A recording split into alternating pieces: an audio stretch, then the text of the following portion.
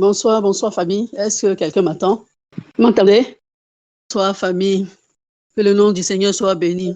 Je suis dans la joie parce que nous nous retrouvons encore ce soir. Nous bénissons le nom du Dieu vivant, celui qui nous rassemble sur cette plateforme. Que son nom soit béni encore. Ce soir famille, tu vas disposer ton cœur. C'est le dernier passage, tu vas disposer ton cœur afin que Dieu puisse te donner une parole. Dieu puisse t'apporter une révélation. Dieu puisse t'apporter certainement une solution que tu attendais depuis. Tu vas disposer ton cœur et tu vas bénir le nom de ce Dieu-là. Bénis-le parce qu'il est bon. Il est bon pour nous. Il veille sur nous. Il est celui qui prend véritablement soin de nous. Bénis-le, s'il te plaît. Oh, bénis-toi, tu Seigneur, notre Dieu, notre roi. Parce qu'en cette soirée, Seigneur, tu nous as dit et nous voulons t'apporter notre reconnaissance. Seigneur, nous sommes privilégiés parce que nous avons chaque fois l'opportunité de pouvoir te parler, de pouvoir t'écouter, de pouvoir nous rassembler en ton nom. La Bible déclare que là où deux ou trois s'assemblent en ton nom, Seigneur, tu es présent. Et tu es au milieu, tu es présent. Et nous croyons que sur cette plateforme, nous sommes plus que deux. Nous sommes plus que trois. Seigneur, nous sommes une multitude à cause de la présence des anges autour de nous, autour de chaque personne qui est connectée à cette plateforme. Oh Père, sois béni et sois exalté pour ta bonté et ta fidélité à notre endroit. Tu vas bénir Dieu encore pour la vie de tes frères, ceux qui ne sont pas encore prêts, certainement qui sont en route. Tu vas bénir Dieu parce que tu sais que Dieu va permettre que chacun d'entre eux puisse être à son poste, chacun d'entre eux puisse se connecter, en fait, de recevoir de sa part. Bénis Dieu pour la vie de chacun, pour tous ceux qui sont encore en retard. Seigneur, merci, oh notre Dieu, notre roi, pour mon frère, pour ma soeur, pour ceux-là même, oh Dieu, à cause des diverses occupations, tardent à se connecter. Papa, je te rends toute la gloire parce que je connais ta fidélité et je sais que tu vas orchestrer l'unité de sorte que, Seigneur, oh mon Dieu, mon roi, il puisse se connecter là où il se trouve. Tu vas permettre qu'il ait le réseau afin qu'ils puissent, oh Seigneur, entendre, Seigneur, même s'ils ne peuvent pas participer, mais qu'ils puissent entendre, Seigneur, écouter et que dans leur cœur, ils puissent bénir ton nom. Gloire et louange te soient rendues parce que tu es bon et tu vas le faire. Merci, Seigneur. Tu vas avec moi passer un petit moment d'adoration afin de disposer ton cœur. Dieu Tout-Puissant, quand mon cœur considère tout l'univers créé par ton pouvoir, le ciel d'azur, les éclairs, le tonnerre, le clair matin ou les ombres du soir. De tout mon être, alors se lève un chant. Dieu Tout-Puissant, que tu es grand. De tout mon être, alors se lève un chant. Dieu Tout-Puissant, que tu es grand. Quand mon sauveur, éclatant de lumière, se lèvera de son trône éternel et que les sons, les douleurs de la terre, je pourrai voir les splendeurs de son ciel. Dans son divin séjour, papa, rien n'est plus grand, non, que ton amour. Je redirai dans ton divin séjour que rien n'est plus grand que ton amour. Jésus, nous t'élevons plus haut, plus haut, plus haut, nous t'élevons plus haut. Jésus, nous t'élevons plus haut, plus haut. Plus haut, nous t'élevons plus haut. Oh, oh, liba haunde shikiri baraba yontulubu. Yondele bolo shikiri biri yonta haude gere breda laide skiri biri yontulubu. Malada bayante shekere bere bere luntara katara da breda skiri biri yonta Mashadagande Kate Breda Light, Mirobo the Shadabakinte, Laide Brede Skiribirionte, Mama Yose Kate Rada Breke no Mama, there's a Lori Conte Laide Brede Shadabarabayonte Skiribirion, is a Laide Brede Sky, the Mighty Shai, the Lord Sky, the Brede Lord. Radabayonte sheke de brede bosa. Mama yonte keta. Lida bahao de sheke de bele bele usarabakante Lord. John de lebo shadabaraba. Rimba kasata re de brede shikiri biri biri yon de lebo shikiri bahata. Khada yonte lebo shikiri biri biri. Kom bamba yo de sikiri bahao de shede gedegen. Car il est glorieux et digne de régner. L'agneau est souverain. Nous élevons nos voix pour l'adorer, papa. L'agneau est souverain. Oh, agneau, tu es souverain vraiment. Toi qui prends les choses viles, toi qui prends les choses sans valeur, toi qui prends les choses qui ne peuvent attirer le regard pour en faire des instruments de gloire. Oh Seigneur, qui est comme toi, magnifique en sainteté, digne de louange, digne d'être élevé, digne d'être exalté. Personne ne peut se comparer à toi et personne ne peut s'égaler à toi, car tu es Dieu et tu es le véritable Dieu.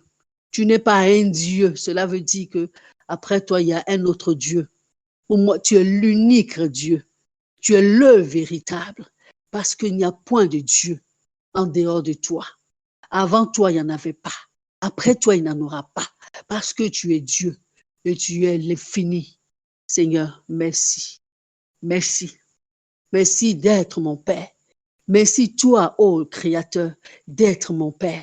Merci de m'avoir adopté. Merci de m'avoir donné un nom. Merci parmi tes intimes. Gloire et louange te soient rendues pour ce que tu es Dieu, pour ce que tu es bon, pour ce que tu es fidèle et pour tout ce que tu fais. Pour TMO, pour mon frère, pour ma soeur, pour la vie de chacun d'entre nous, pour nos familles. Que ton nom seul soit béni, ô Père. À toi la gloire, à toi l'élévation. Dans le merveilleux nom de notre Seigneur Jésus.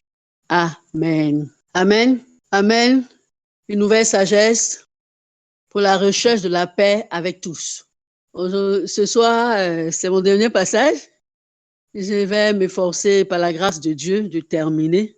Tellement les mots bouillonnent dans mon cœur. Je me demande si je pourrais vraiment terminer. Mais Dieu fait grâce. Amen.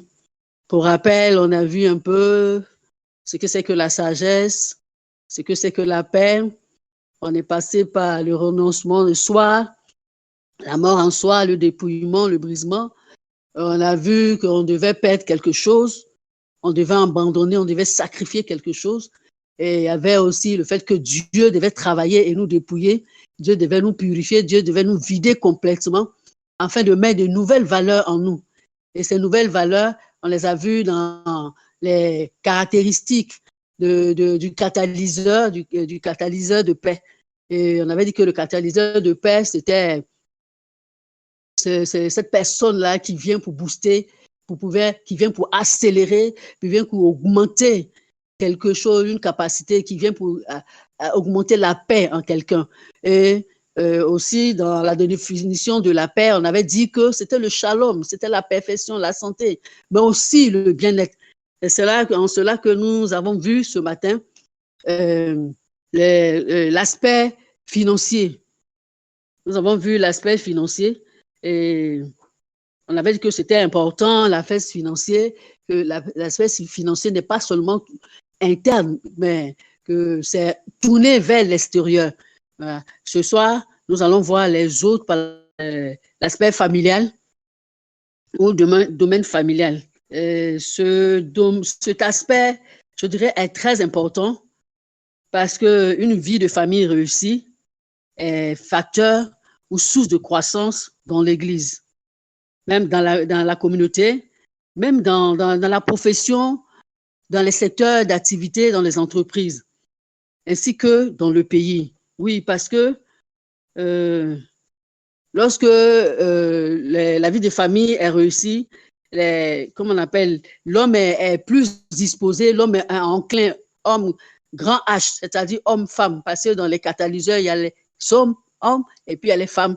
Donc, l'homme est enclin à fournir un meilleur rendement de lui-même. Il est enclin à fournir, à se surpasser, parce qu'il a une raison de se surpasser. Voilà.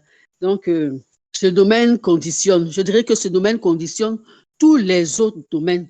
Pourquoi? Parce que ce domaine fait appel aux relations, j'allais dire aux relations humaines. Donc, on a un peu les ressources humaines, les relations humaines et la sécurité. Relations humaines et sécurité. La sécurité renferme le domaine financier, le moral, le physique, le matériel, tout et tout. Et il y a d'autres aspects aussi qui interviennent. En plus des relations humaines, il y a des relations entre époux et épouses, mais aussi il y a l'éducation des enfants qui intervient. Il y a la relation avec la belle famille qui intervient. Donc, tous ces domaines-là doivent être menés à bien et doivent réussir. Le catalyseur doit s'efforcer, dans la mesure du possible, de travailler à cela afin de réussir cela. Parce qu'il a encore plus comment on appelle, d'efforts à fournir, parce que c'est disons, interne. C'est interne, c'est plus interne.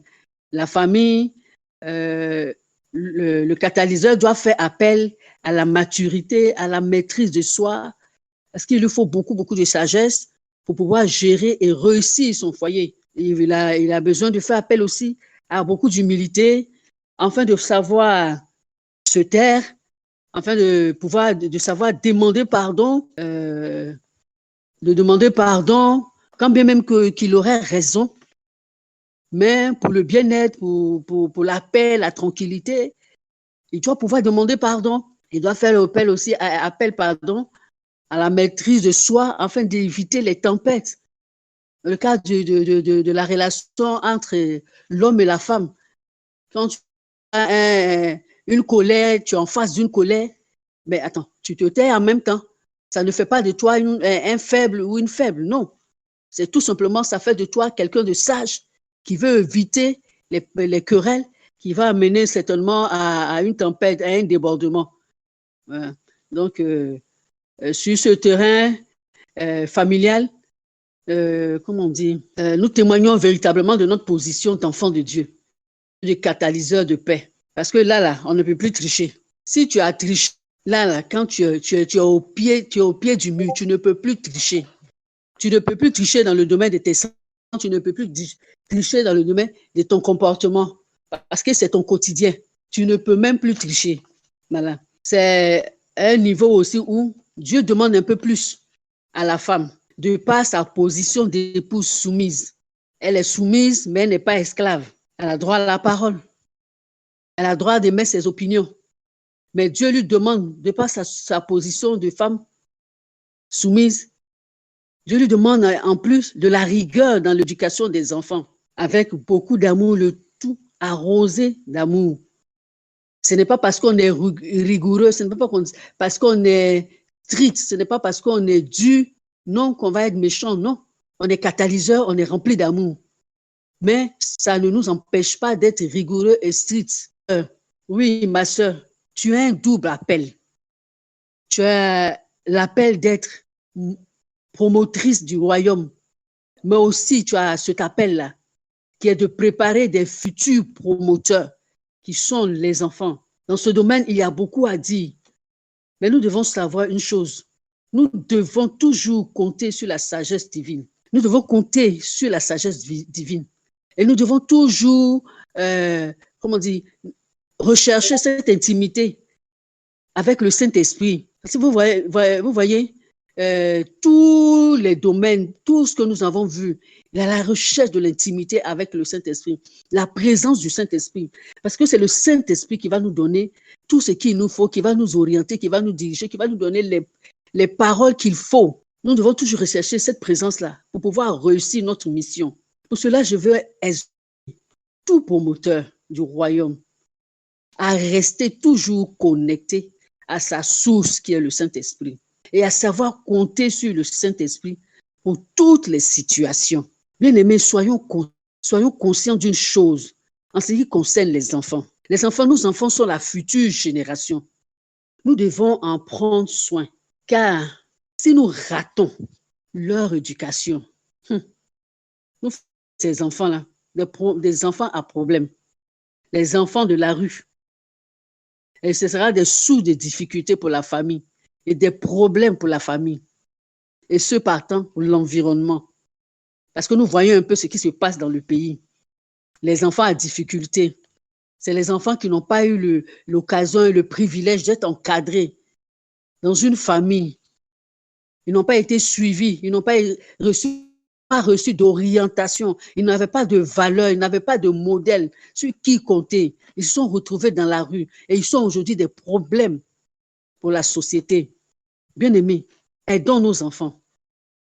Aidons nos enfants à être durs, à être sévères, à être rigoureux quand il le faut, mais aussi à manifester beaucoup, beaucoup d'amour. Parce qu'il leur faut beaucoup d'amour pour grandir, pour être épanoui. Catalyseur de paix. Toi, tu peux réussir. Tu peux réussir ce challenge, car tu as tout ce qu'il te faut.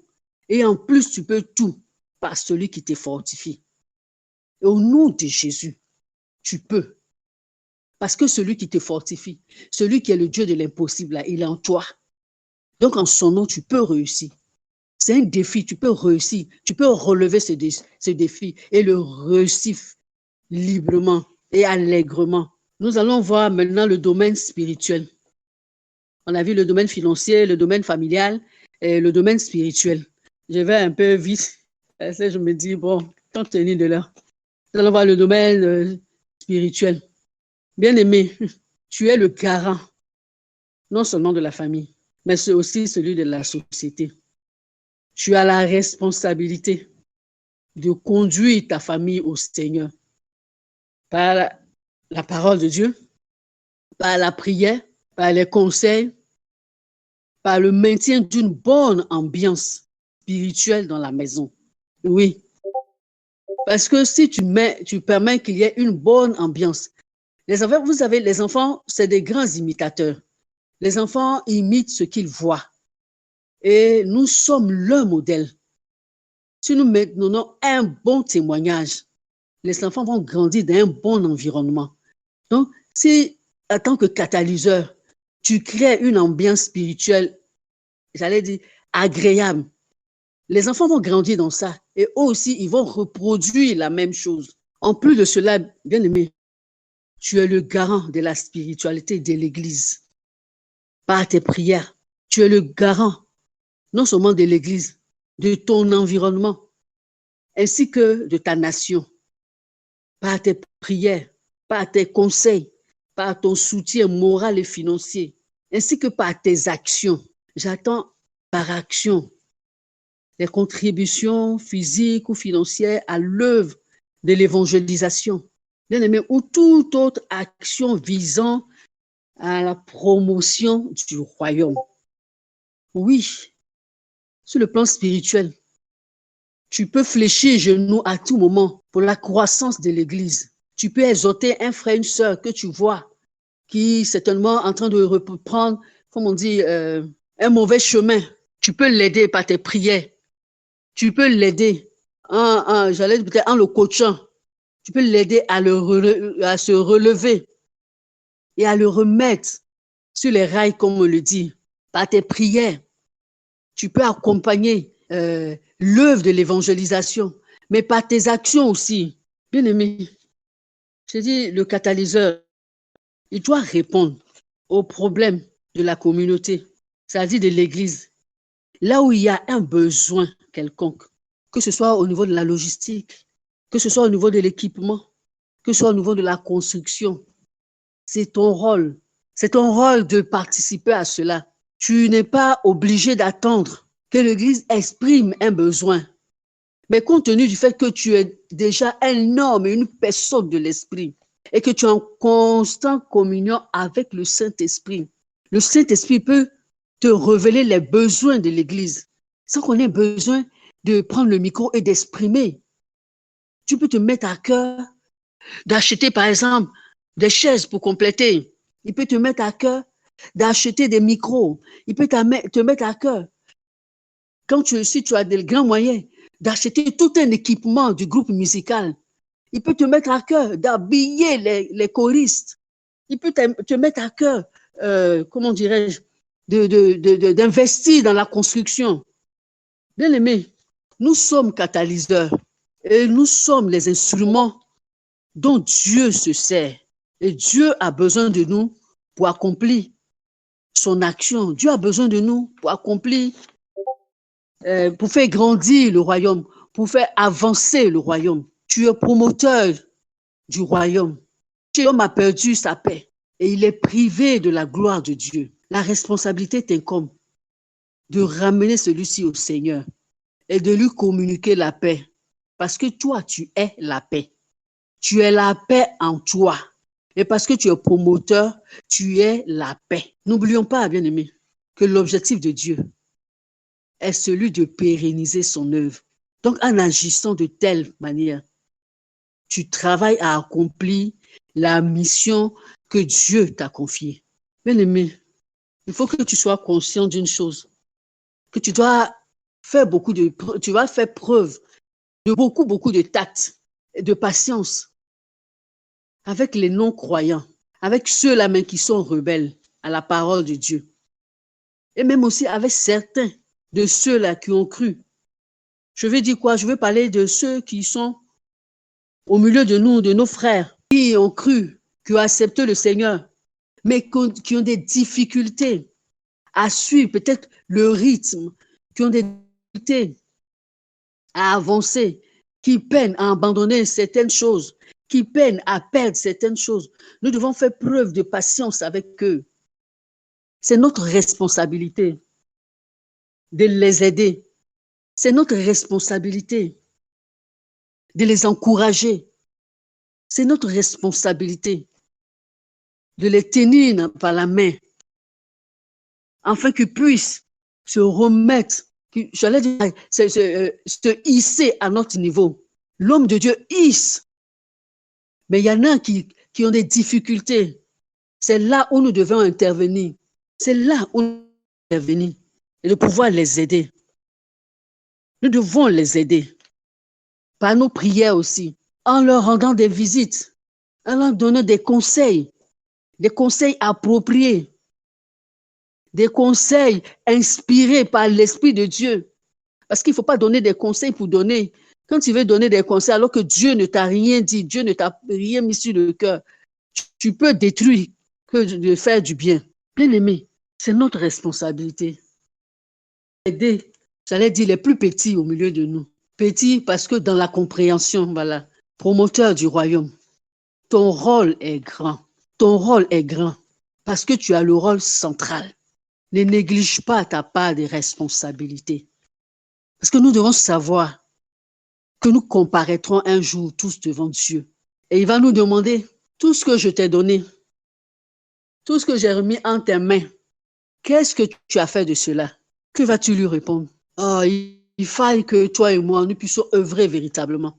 Il faille que toi et moi, nous puissions laisser nos considérations et travailler pour ce Dieu-là, travailler pour l'avancement du royaume. Car c'est nous les promoteurs du royaume. Amen. Amen. J'espère que vous continuez de m'entendre. Nous allons voir un peu le domaine professionnel. Il y a tellement de choses à dire que si je veux m'étendre là-dessus, ça va prendre trop de temps. Voilà. Donc, j'essaie d'être un peu succinct.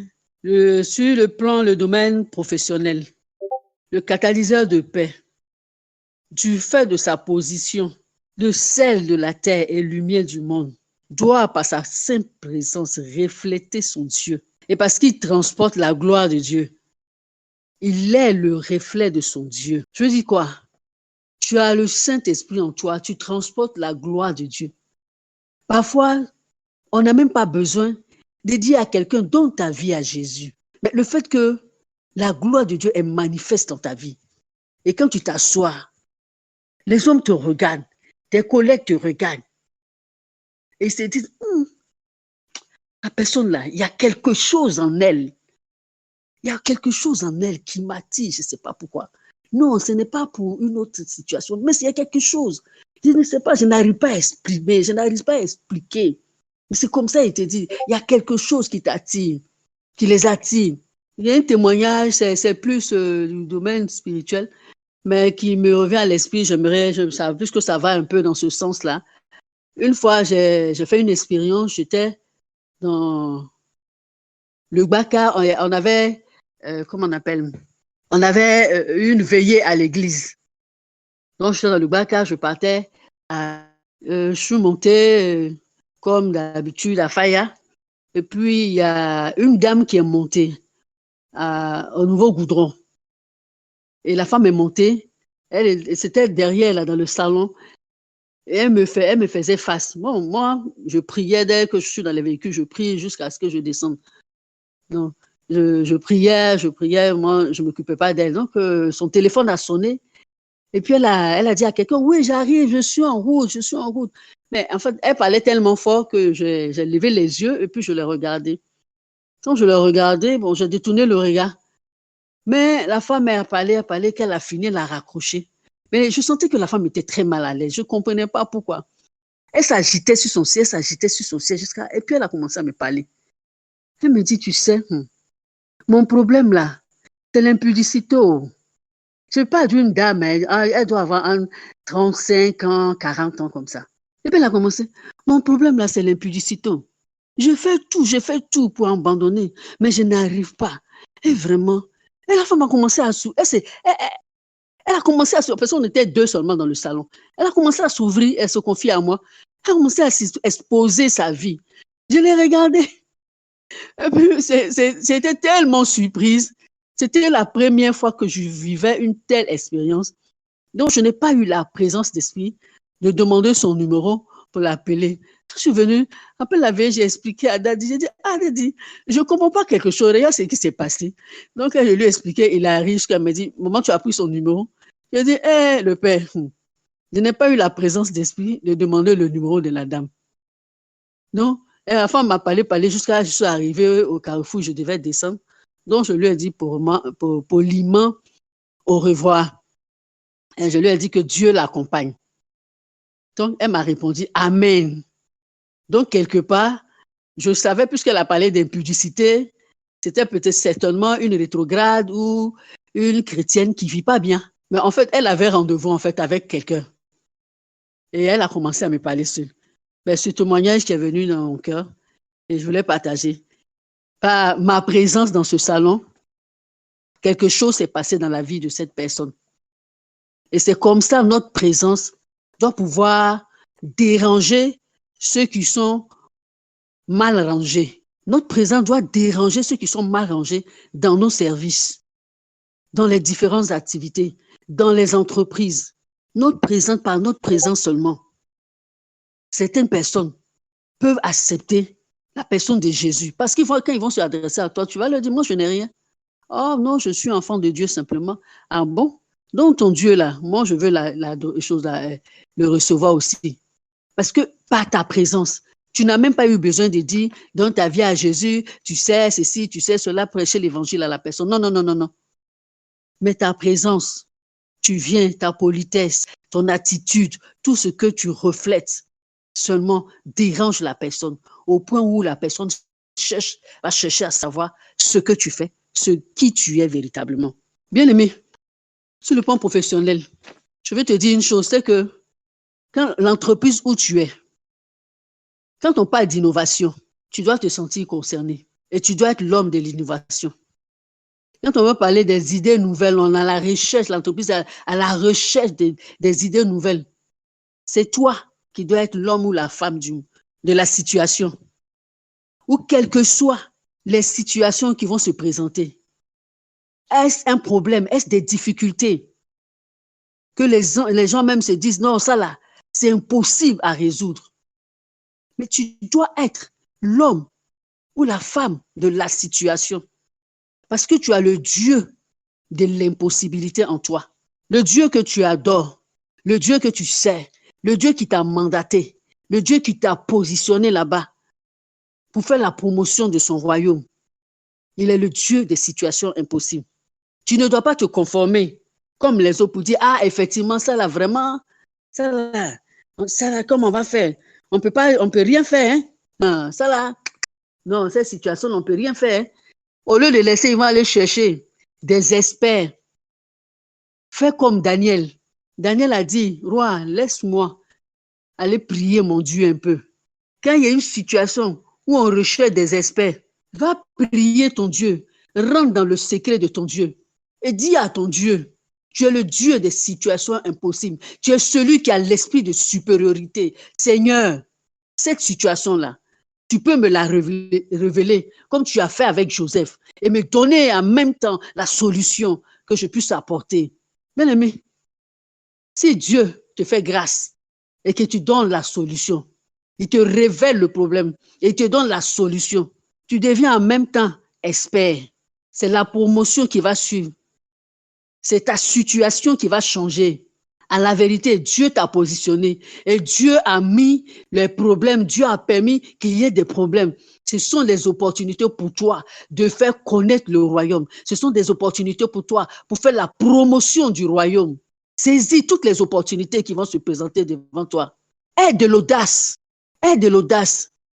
Parce que si Daniel, il pouvait dire au roi, ça là, non, hein, moi je ne peux pas. Roi, ce que tu vois là, toi, mais tu ne vois pas que, non, roi, ça là, c'est une situation impossible. Mais il a dit, laisse-moi aller prier mon Dieu d'abord. Quand Joseph, on est venu chercher Joseph, Joseph a écouté le songe du roi. Il a dit, va prier son Dieu d'abord. Et son Dieu lui a donné la révélation. Il n'a pas dit, ah, vraiment, ton énigme, ça c'est une énigme, hein? C'est au-delà de la compréhension de l'intelligence humaine. Mais il savait que ce Dieu-là, c'était le temps de Dieu. C'était l'opportunité qu'il attendait depuis. Parce que les personnes sur lesquelles il comptait, ces personnes-là sont parties. Et ces personnes-là l'ont oublié, ces personnes l'ont trahi. Dieu a créé l'opportunité parce que c'était la saison pour lui. C'est la saison pour toi. Si par le passé, tu n'as pas su que tu étais promoteur du royaume de Dieu et que tu as laissé passer les situations, les opportunités, maintenant tu le sais. Ne laisse plus aucune opportunité t'échapper. Saisis toutes les opportunités, qu'elles soient bonnes, qu'elles soient mauvaises, saisis-les, aie de l'audace véritablement et agis. Agis en faveur du royaume. C'est à cela ton Dieu, lui aussi, il te lèvera. Amen. Bien-aimé, je dis par ton comportement au travail et les actions exemplaires, tes collègues, même tes patrons, tes responsables, ceux-là aussi seront gagnés à Christ. Quand on dit, on cherche quelqu'un pour faire des heures supplémentaires, ah non, non, non, non, moi là j'ai réunion à l'église, moi je m'en vais, je ne peux pas, je ne peux pas, je ne peux pas. Bien aimé, tu n'auras pas d'opportunité pour faire la promotion du royaume. On cherche quelqu'un pour faire les heures supplémentaires. Accepte, fais les heures supplémentaires. Investis-toi, donne-toi à fond dans le travail. Ne fais pas le travail avec négligence. Parce que le Dieu qui t'a positionné là-bas n'est pas dans la négligence. Il est dans l'excellence. Que ton comportement, que ta vie soit un réel témoignage. Que tes paroles soient un témoignage. J'ai une amie qui me parlait d'un de ses collègues comme ça. Elle me disait, ah, Il y a un jour, un de ses collègues qui lui racontait, je sais pas, qui lui a raconté une histoire et puis il disait comme ça qu'ils avaient un de leurs collègues, enfin, ils sont plusieurs dans le bureau, et que le collègue a eu un mauvais comportement. Quand il est sorti, la dame était en train de le reprendre. Ah, vraiment, il faut être un peu chose avec le monsieur après tout. C'est un chrétien, tu sais. Il dit quoi? Celui-là, c'est un chrétien. Si lui-là, il est chrétien, c'est que moi, je suis le pape. Bien aimé, moi, je sais que toi, ça, ce n'est pas ton partage. Parce qu'à TMO, nous sommes exemplaires. À TMO, nous sommes dans l'excellence. L'excellence est notre leitmotiv. Donc ça, là, ça ne peut pas arriver. Ce n'est pas notre partage. Je le crois. Si tu le crois aussi, dis Amen. Et je vais te rendre un peu le témoignage de moi-même, ma propre vie, quand j'étais en fonction. Au début, j'étais avec tout mon caractère, mon zèle, tout et tout. J'étais quand même j'étais assez difficile. C'était assez difficile. Je faisais vraiment un bras de fer jusqu'à ce que le Saint-Esprit me reprenne sur mon comportement. Quand le Saint-Esprit m'a repris et que je me suis repentie devant lui, et je lui ai donné je lui ai demandé la force, je lui ai demandé de me donner, d'avoir le comportement qu'il veut que j'aie. Je vous assure que ça a été un changement radical, au point où mes patrons même étaient étonnés. Parce qu'ils ont vu le changement du jour au lendemain. Ça ne s'est pas fait progressivement. Ça s'est fait radicalement. C'est du jour au lendemain, j'ai changé. Au point où même maintenant, ils ont commencé à avoir peur de moi. Aïe, la fille, elle a changé d'elle. On a changé. Hein. Qu'est-ce qui se passe? Qu'est-ce qui se passe? Les plus courageux sont venus me voir. J'ai dit non. Que j'ai géré mes problèmes. J'ai géré mes problèmes avec mon Dieu. Donc, je faisais les heures supplémentaires. Je faisais les trucs, je changeais. Et quand ils ont vu que entre midi et deux, je passais plus de temps à la Bible. Et vraiment, je passais mon temps à prier. Parfois même, je ne descendais même pas pour aller manger. Je jeûnais, je priais, je méditais à tout moment au bureau. Quand j'ai un moment libre, ils ont commencé à s'intéresser à ma personne. Et je vous assure, sans que je me rende compte, il y a un des grands frères de mon patron, le principal. Lui, il n'était pas converti. Les autres, ils allaient dans les églises bizarres. Je préfère taire leur nom. Puis le nom des églises. Et celui-là, il ne voulait pas mettre les pieds. Il dit non, que ça, là, ce n'est pas Dieu, que c'est fétiche. Non, qu'à le laisser tranquille. Mais c'est celui-là qui a été le premier. Il a su que j'étais à Foursquare. Je l'ai retrouvé à Foursquare sans même. C'est un matin, je le vois à Foursquare. Une semaine, 2 semaines, 1 mois, je le vois avec l'épouse de mon patron à Foursquare. J'ai dit, mon Dieu, qu'est-ce qui se passe? Je vous dis, je vous assure que mes patrons ont changé. Il y a un qui était catholique. Lui-même, là, tous les soirs, mais il descend. Il dit, oh, je m'en vais à la messe, oh, parce que vraiment, mademoiselle Anassé, le pasteur, là, ça, là, elle va venir nous fatiguer avec sa Bible ici. Pourtant, je l'ai fatigué. Je lisais ma Bible. Il trouvait que je l'ai fatigué avec ma Bible. Et tous ont commencé à se ranger. Ils ont commencé à se ranger. Quand ils disent se ranger, ils se sont rangés. Même le patron principal, lui-même, il est venu un moment à Foursquare. Mais il y a eu une situation, je ne sais pas quelle situation, non, ce n'est pas une situation. Au Ghana, il y a des Ghanéens, des hommes de Dieu qui sont arrivés. Ils cherchaient un local, donc il leur a donné leur local.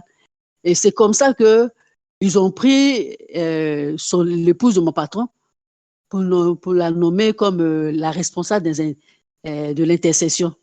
C'est comme ça que, bon, ils ont nommé aussi mon patron là-bas, quelque part, et tous se sont retrouvés dans cette autre église évangélique. Mais avant que je ne vienne, j'ai pris le temps pour coacher une personne là-bas bien. Et la personne, je lui ai dit, moi, je pars et le flambeau, je te le donne. Continue. Et j'ai rendu ma démission. La première année de la démission, mon patron a refusé. Mais quand il y a eu les changements, il y a eu tout ce truc que Dieu a eu à faire, que eux-mêmes, ils ont vu, ils ont proclamé, eux-mêmes, ils ont reconnu. Mais quand je suis retournée le voir, il a signé mon papier de démission. Il a dit non, ok, c'est un de pas arrangé, tout et tout. Bon, il allait me reverser de l'argent, tout et tout. Mais, bien aimé, je te rends ce témoignage pour te dire que si avant tu ne savais pas, Tu as eu une mauvaise attitude, demande pardon à Dieu et change d'attitude.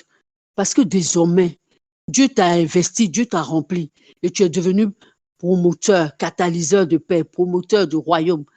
Donc ton attitude doit changer. Que les hommes voient les fruits de l'esprit en toi. Que les hommes voient le travail que le Saint-Esprit a opéré en toi. Amen. OK.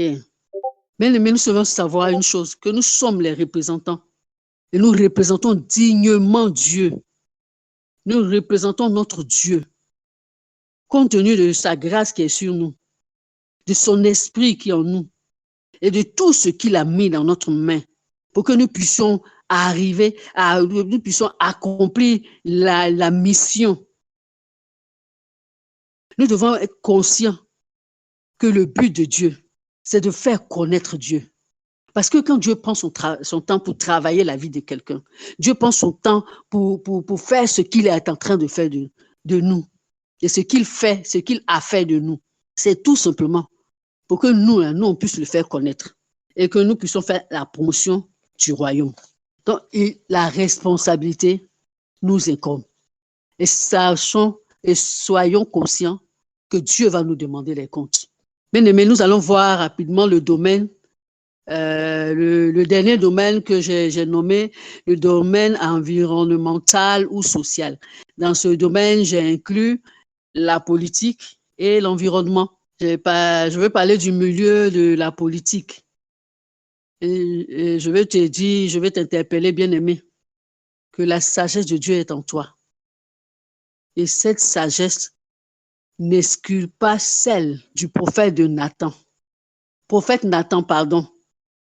En 2 Samuel 12, les versets 1 à 13. Par la sagesse, Nathan a pu toucher le cœur du roi David.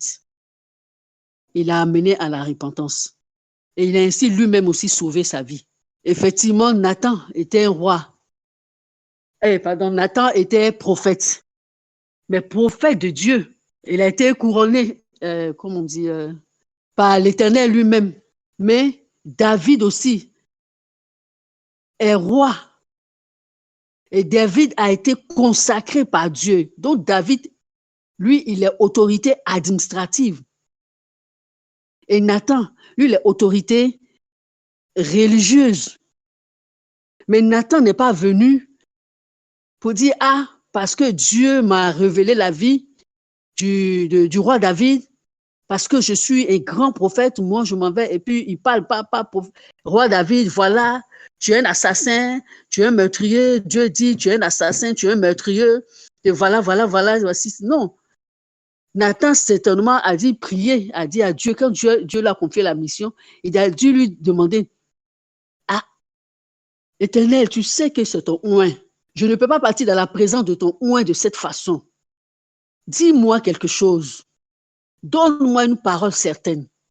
Et c'est ainsi que Dieu lui a donné la parole qu'il fallait. Et il est venu avec une énigme. Et il a parlé au roi David. C'est David même qui lui a donné la réponse et la solution. Il a dit, mais roi, cette personne dont je parle là, c'est toi.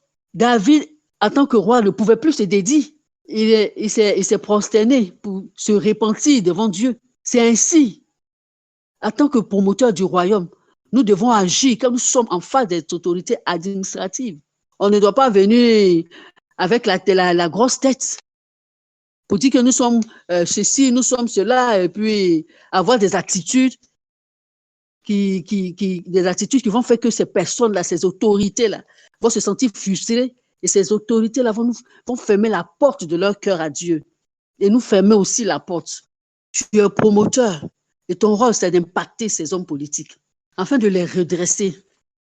Oui, tu uses de sagesse, tu peux arriver à les redresser, afin de les amener pour ceux qui ne connaissent pas Dieu, et afin de ramener aussi ceux-là qui connaissaient Dieu, qui se sont détournés de Dieu, et de ramener leur cœur au Seigneur, de les ramener de nouveau au Seigneur. Par tes conseils judicieux, tu seras propulsé. Pourquoi? Et devenir la personne de la situation dans le domaine de la politique. Et pourquoi pas? toi-même, tu as ta place dans la politique. Tu as ton rôle à jouer dans la politique. Si tu as cet appel-là, ne dis pas non que c'est pour ceux-là les non-croyants. Non. Si tu as l'appel, si tu as laissé Dieu te travailler, ton papa est là, le prophète Gédésem. C'est un bon mentor, un bon coach. Il va te coacher. Et lance-toi dans cet appel. Et œuvre, sois le promoteur du royaume dans ce domaine aussi. Car le royaume de Dieu a besoin de se faire connaître partout, par toi. Tu peux favoriser, j'allais dire, l'acquisition des terrains pour les églises, pour le peuple de Dieu. Tu peux aider dans la construction de par ta position. Tu peux aider en favorisant, j'allais dire, la création des écoles pour la scolarisation. Tu peux aider aussi en favorisant l'accès des soins, dans la création des infrastructures. Il y a des zones qui n'ont pas tout cela, mais de par ta position aisée, tu peux favoriser ces zones-là, tu peux en leur apporter cela, afin que les hommes puissent jouir d'une meilleure santé. C'est ça aussi la paix, parce que la paix, c'est la santé. La liste, mon frère, ma soeur, la liste n'est pas exhaustive. De par ta relation avec le Seigneur, il peut te donner encore beaucoup plus d'idées. Tu peux recevoir encore beaucoup plus d'autres idées.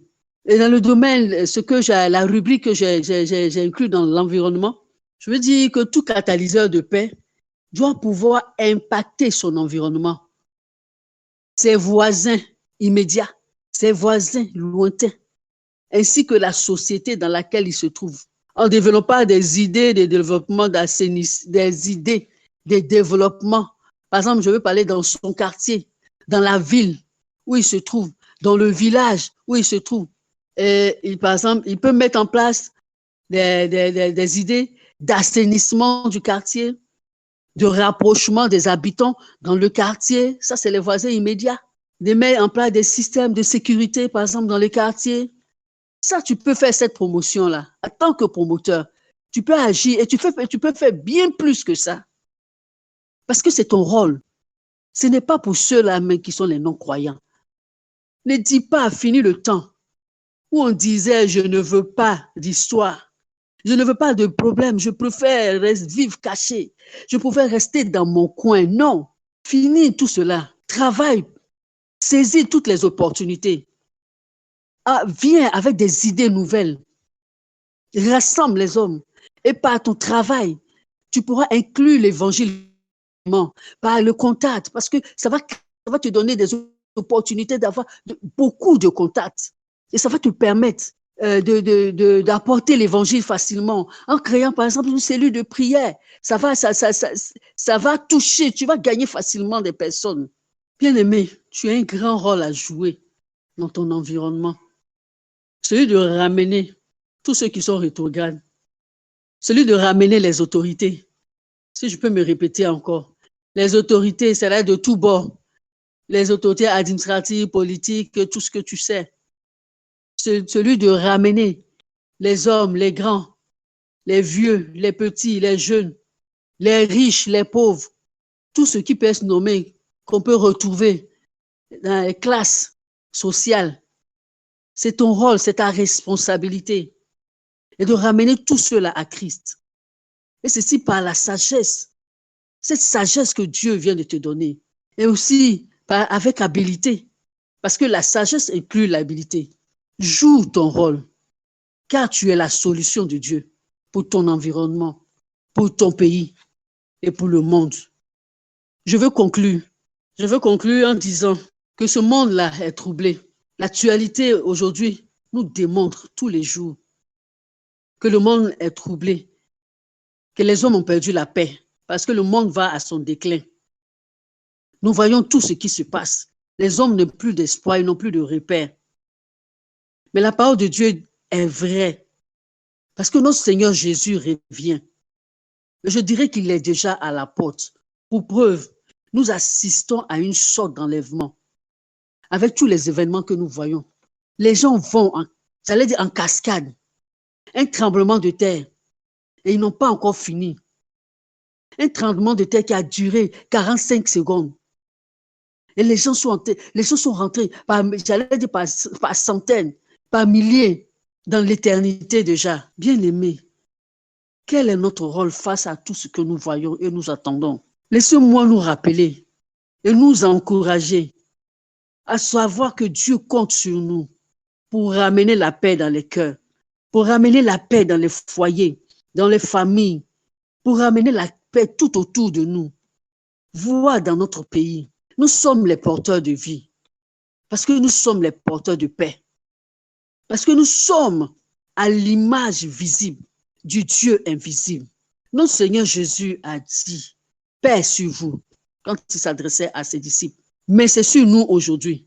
Ainsi, nous devons être la paix et apporter la paix partout où nous allons et partout où nous serons et partout où nous sommes.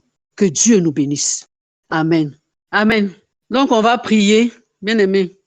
On va prier au vu de tout ce que nous avons entendu. On va prier et demander la grâce de Dieu sur notre vie. Nous allons demander à Dieu de nous aider à accomplir cette mission-là.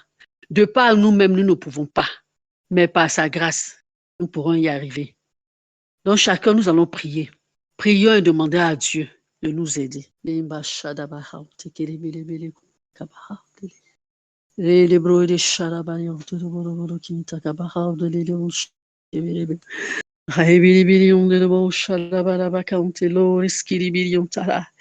Regen mao de shaise brede loris kiribiri kontolobo da shadagai in the boss. Oh, notre Dieu, notre roi, je te rends toute la gloire parce que c'est toi qui es Dieu. Seigneur, merci parce que tu as parlé au cœur de chacun, tu as parlé à mon cœur, tu as parlé au cœur de mon frère, tu as parlé au cœur de ma soeur, tu as parlé au cœur d'une maman, tu as parlé au cœur d'un père. Et nous prions enfin que, oh Dieu, ta grâce nous aide. Ta grâce nous aide, Seigneur, oh Dieu, par nous-mêmes, nous ne pouvons pas, mais par ta force et par ta grâce, nous savons que nous pourrons y arriver. Père, nous crions à toi ce soir, afin que dans ton amour infini, tu pardonnes, Seigneur, là où, dans l'ignorance, Seigneur, dans les temps d'ignorance, que nous avons méconnu les choses de toi et que nous avons eu des comportements qui t'ont déplu. Nous te demandons pardon et nous implorons ta grâce, Seigneur. Merci, Papa, parce que par ton amour et à cause de ton amour et à cause de ta grande miséricorde et ta compassion, tu nous pardonnes et le sang de Christ nous lave et nous purifie. Gloire te soit rendue, ô Jésus-Christ de Nazareth, parce que ton désir, c'est que nous soyons des promoteurs de ton royaume. Aide-nous à être ces promoteurs-là, efficaces. Père, je prie enfin que nous ne soyons pas des auditeurs oublieux, mais que nous gardons la parole serrée dans nos cœurs, que nous la méditons, que nous nous rappelons de cette parole, afin de paix, nous puissions marcher conformément à cette parole. Que la gloire et l'honneur te reviennent, dans le nom de Jésus. Amen. Pasteur Ruth, je te donne le micro. Merci, maman. Que Dieu nous bénisse. Que Dieu veille sur nous. Bonne nuit, famille. Rendez-vous demain matin, 5 heures.